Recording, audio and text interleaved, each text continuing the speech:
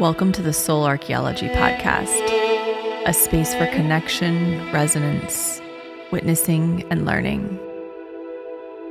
Together we'll harvest medicine from the spiral of life, sharing conversations with other embodied humans who have navigated their own initiations and found alignment with their true soul essence. With weekly astrology, energy updates, embodied conversation, and channeled teachings, this is a space for you to land and find resonance with the spiral of your own soul.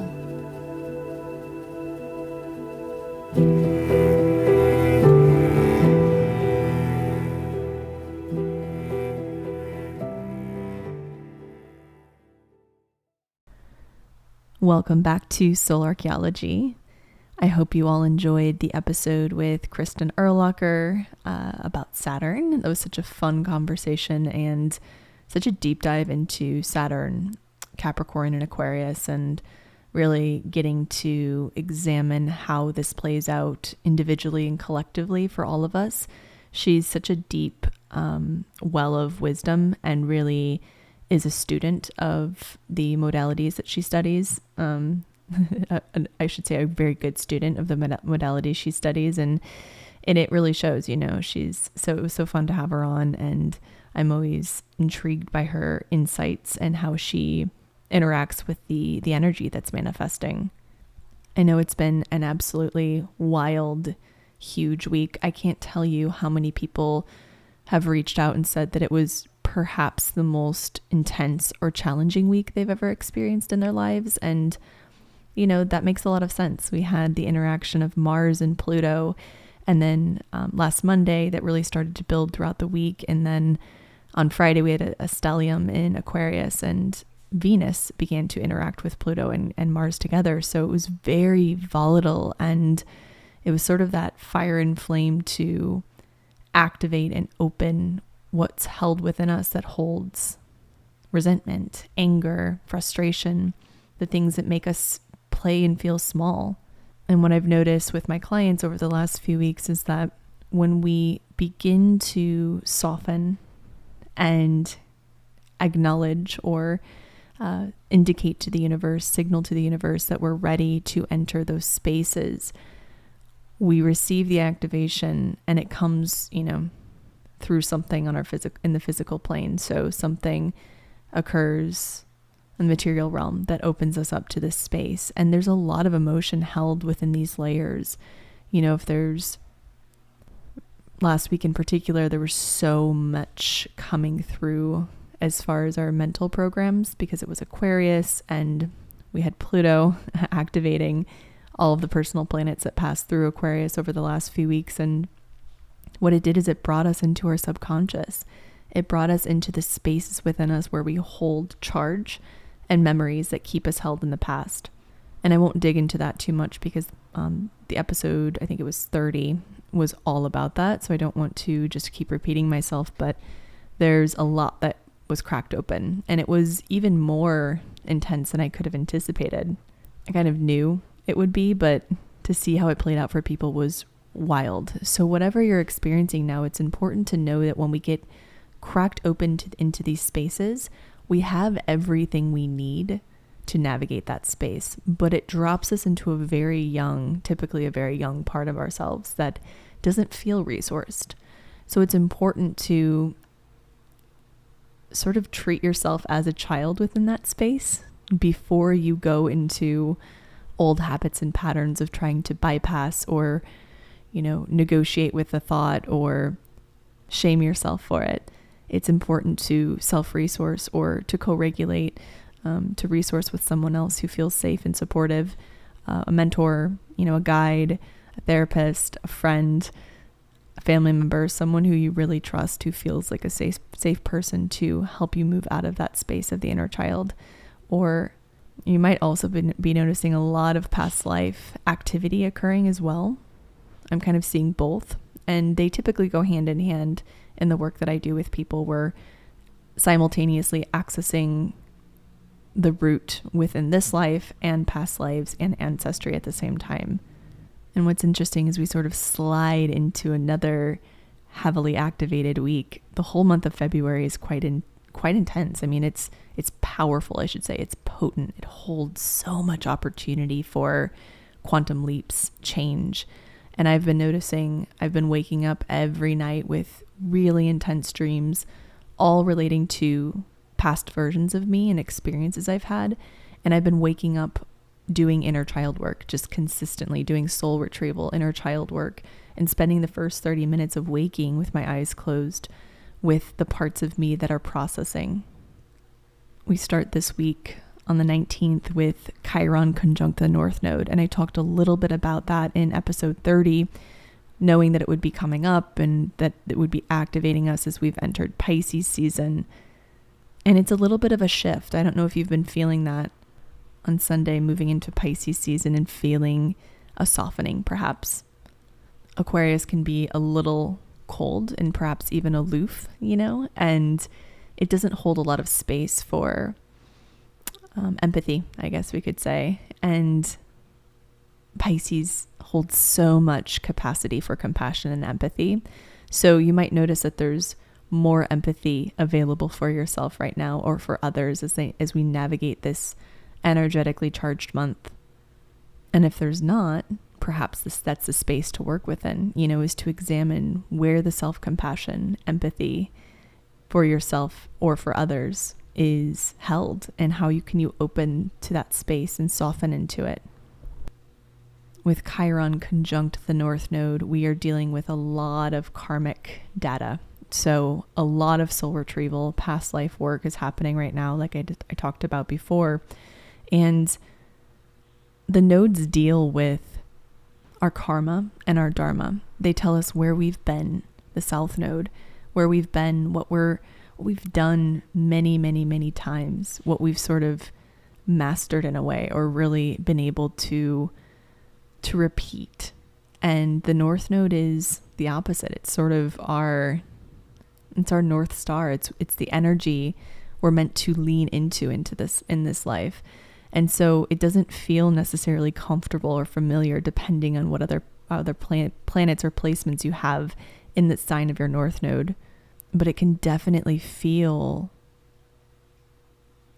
maybe a bit uncomfortable to start working with your North Node. And with the North Node collectively in Aries currently, we are doing so much work around our mission, our purpose, who we're here to embody, and becoming that conscious warrior to cut through the dissociation, to cut through the fear, to cut through the pain points and the wounds that keep us held in our, codependency or abandonment of self, the shadow of Libra, where we perhaps can seek more balance, but not fall into being the balancer in every situation.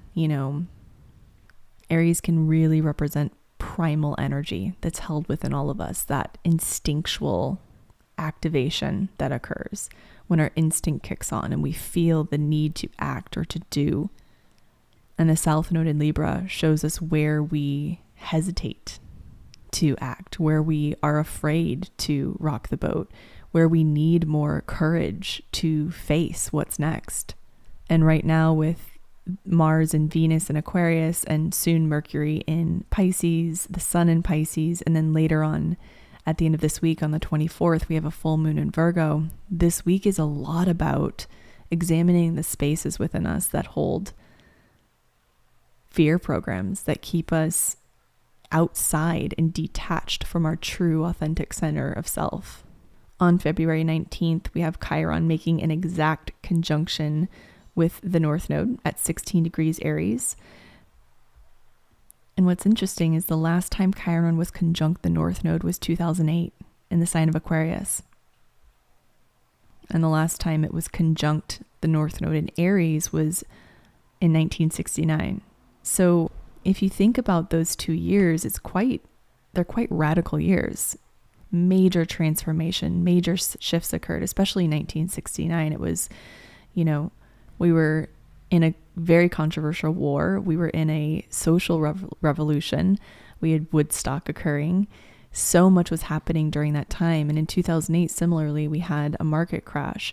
It's really been a focus as we've been closing the Pluto and Capricorn chapter that began in 2008. And I've been talking about a lot about that year in previous podcasts. And it's just interesting to see how this timeline comes up again.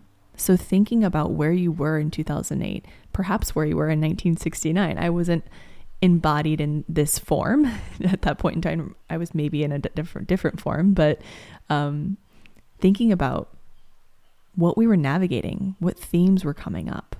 Chiron is the wounded healer, and I love talking about Chiron because it I think holds the golden keys to some of our greatest healing in this life.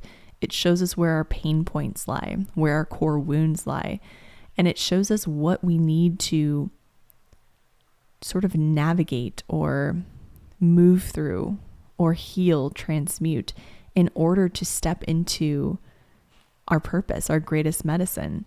And Chiron's interesting because it represents our greatest gifts, our true medicine. It is what we're able to give the world, but perhaps what we're not as easily able to give ourselves or to receive from others. Chiron in Aries in particular is a lot about drive, life force, purpose, identity, things coming up around this as we navigate these mental programs. And as many of us enter into new chapters with the new beginning, this spark that Pluto and Aquarius started at the end of January, we've all been, feeling leading up to this point, even really when the nodes shifted into Aries and Libra last July of 2023, we've been feeling this pull, perhaps this sort of flame at the base of our spine, calling for us to really get clear on what it is we're here to do, to give, and how we're to be of service to this world and to this collective shift. And the conversation we had, Kristen and I had a few weeks ago was about that. It was about how do we utilize what we're given to bring healing to the world, to serve, to give back, and, doing it in a way that isn't a form of self-abandonment, which is the shadow of Libra, right? So we're up-leveling, we're maturing as conscious warriors. We're not, running into battle uninformed. We're very informed of what our mental programs are, where our work lies, and what we really want to deliver to the world, what impact we want to have. And if you're not totally clear on this, that's okay. Mine is still sort of percolating and revealing itself in little openings here and there. And while I'm very clear on what my purpose, my passions are, it's taking new shape and new form over the next few years. And I can really feel that. And so it's okay if you don't have the answers. Now is a time of refinement, of learning how to bring in self-compassion through this deep and arduous journey of self-development and of healing, navigating the spiral of life. Core wounds could be coming to the surface with Chiron conjunct the North Node. This is a pretty long activation. It's exact on the 19th, but it will be in close conjunction for a few weeks. And so we'll be dancing through this throughout 2024. And it's just having us go back and touch on those pain points, any core wounds around that are essentially keeping us out of our true power, out of our true purpose. Is there something you've been called to for many years or perhaps for many months? Is there something that's been calling to you? Have you felt this pull internally? Have you felt your solar plexus or your sacral turn on when you think about certain things? Is there something you want to do but you're afraid to? That's where the work is right now. Aries is very courageous. Leo is very courageous. These are signs that force us to step into our power, to step into our courage. And with the North Node in Aries, we're all being, lovingly pushed a bit into that direction. And so it's a week of really noticing those mental programs that have been activated over the last few weeks with Mercury, the Sun, Moon, Mars, and Venus all passing over Pluto over the last few weeks. It's been quite an activating and revealing month so far. And this week is about feeling our relationship with those programs, accessing the points, their origin points, bringing that Piscean empathy to that space and unlocking it so you can create from your authenticity and not from the wound. The Virgo full moon is deeply cleansing, deeply purging. Virgo is, as a sign, is a purifier. It represents health, wellness, practices, rituals that are cleansing, clarifying. It seeks to distill down to the truth. So a lot can be revealed this week, especially because we have an interaction with Saturn. Saturn's opposite this full moon. Saturn is conjunct the sun. So many Saturnian themes are coming forward, especially with, the sun entering Pisces, conjunct Saturn, which is in Pisces. And we're closing down a lot of themes of escapism, of self-indulgence, of coping mechanisms that pull us out of the present and into a space that feels more safe. And what Virgo is saying is that in order to be the conscious warriors we're evolving into, we need really powerful and clarifying practices and rituals that clear the mind, the body. Mercury rules Virgo, so it's a lot around communication, the mind. It's a very cerebral type of energy, which we've already been in with all of this energy in Aquarius. So you might notice even more mental programs coming forward, communication mishaps, depending on where your other placements are, what's happening in your 6th house, which is the house that's ruled by Virgo, what's happening with your own natal Mercury, and what's happening in the sign of Virgo for you. This will reveal where this energy is highly activated as we move into Friday. Also looking at what's occurring in Pisces, in the 12th house, which is a house of Pisces, and with your natal Neptune. The signs that square Virgo and Pisces are Sagittarius and Gemini. So you'll notice themes coming forward if you have significant placements, perhaps pressure being put on you if you have many placements in Gemini or Sagittarius. But overall, this is a week of opportunity. There's so much opportunity here to burn through some of these walls, some of these shells that protect us from ourselves, from our power. It's a deeply revealing time. It's a time to trust that you're headed where you need to go. Courage is needed in surrender. Courage is needed in order to really trust. And surrender isn't a collapse. Surrender is a softening. It's an opening. And the light of Pisces is letting go and surrendering to the vast expanse of the sea of consciousness, and not micromanaging every single thought that comes forward. Virgo is supporting this by purifying our thoughts, by purifying and clarifying our physical bodies so we can clear what's held within them. I've been really called to a cleanse recently. I haven't done a cleanse in quite some time, and I just have felt this desire to cleanse over the next few weeks. And so I'll be starting a cleanse, a parasite cleanse actually. And I'm excited for that because anytime I've done that, I've felt a huge upgrade in my psychic abilities. But I'll get a few gold stars with Virgo, my Venus in Virgo, my South Node in Virgo, as I do this cleanse. And one important thing to note about this full moon as well is that it's the last full moon of this astrological year. So it's very cleansing, very purifying. It's the turning of a page. And it's an opportunity to start feeling into the themes that we'll be navigating towards the end of this year and early next year when the nodes shift into Virgo and Pisces. We have our first eclipse in Pisces in September, and this is going to start initiating us into that shift of the nodes into Virgo and Pisces from Aries and Libra. So it's certainly a maturation. It's a deepening. Anytime we have the energy of Aries present, there is the spark of rebirth. It's the first sign in the zodiac. And I feel like that's the energy of this time. Is I'm seeing so many people around me, clients, family members, even myself. I feel this energy of rebirth, of freeing ourselves from the limits of the past, the boxes of the past, the chains of the past, in order to choose a new timeline, in order to rebirth ourselves through this new space. It is confronting. It can be scary. It can be even terrifying because it's activating the survival within us that does not want to change, because there's so much unknown held in change.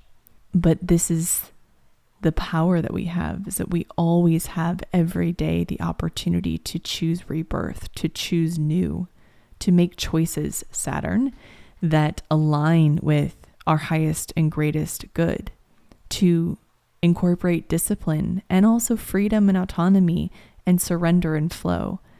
This is the interesting thing with Saturn being in Pisces, is that it's having us balance the need for discipline, where discipline's needed, perhaps in our spiritual practices, in our spiritual hygiene, in our consumption, what we're consuming, in the illusions that we have, the mental programs. With Saturn interacting with this full moon, it's certainly going to be revealing in that way. So there is work that goes into this rebirth. It's not simply just you waking up one day and feeling new. It is the effort and the dedication and the discipline, and also the faith and trust and surrender that goes into this process where the real magic is. And I really love that the card that I pulled today was so in line with this message, this channeled message for you, because I pulled the Scarab card from the Untamed Elemental Deck. And Scarab is about second chances.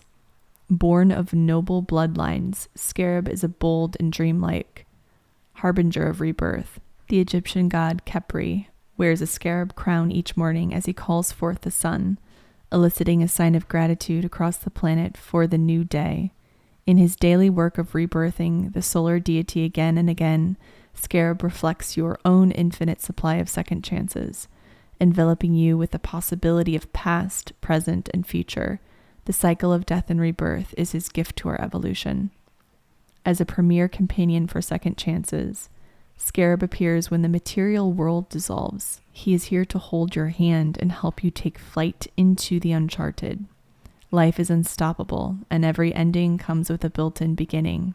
All sunsets lead to sunrise. Everything ends, but in some form, there will always be an opportunity to do it again with greater refinement, satisfaction, and excellence. Face your judgment willingly, and with greater faculties, your victory over death is eternal. When it's balanced, having faith in your ability to heal and willingness to see life's inherent talent for self-renewal. When it's imbalanced, you feel flattened by a perception of terminal defeat. To bring into balance, align with nature's rhythms of advancement and retreat. Honor your primal instincts.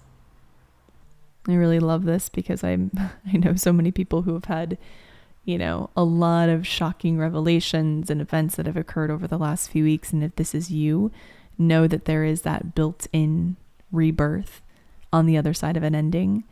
You just have to swim through and navigate the liminal space in order to fully initiate yourself through the gateway and into the rebirth. I'm sending so much love to all of you. Thank you for being here. I am hosting a Aquarius and Pluto masterclass on March 1st, which I'm so excited about. It's a really, really powerful offering. We'll be diving into your own chart. So I'll teach you on how you can really understand Pluto within your own chart, how you can locate its influence as it navigates the next 20 years through Aquarius. Also, the energy held within this year, within 2024, where that will land in your own personal chart. So it will be more of a teaching format, but we'll still do a really deep healing as usual and go through a shamanic journey and an activation to ignite what's wanting to open within you as you enter into this next chapter. You can find all of that info on my LinkedIn, on my Instagram. I'm also opening a few spots for mentorship, private mentorship in March, which I'm so excited about. I already have a few beautiful humans who are who have signed up for that. And yeah, it's just such a fun, intimate way to work together. We really move through everything I discuss on this podcast. We're merging science and spirituality. We're merging the body, mind, soul, and we're working through the layers, what we've been talking about, sort of like the layers that keep us separated from our core self, and moving from that and beyond and into connection with others. So it's a really potent, powerful container. I love it so much. It's 3 months. We're doing shamanic, quantum healing, intuitive healing, somatic healing. We're really going into and starting to rewire some of these core root patterns, keeping you separated from self, which is what I notice for people, the deepest core wound. Every abandonment wound originates from a separation of self. And so we're not just sort of swimming at the surface of things. We're going straight to the root of it, which is the work I love. So it's very fun. I have information on that on my website. I am taking clarity calls over the next few weeks. And if you're interested, reach out, book a clarity call, or shoot me an email and we can discuss if it's the right fit. So I hope you all have a beautiful, powerful, purifying week. And I will talk to you next week.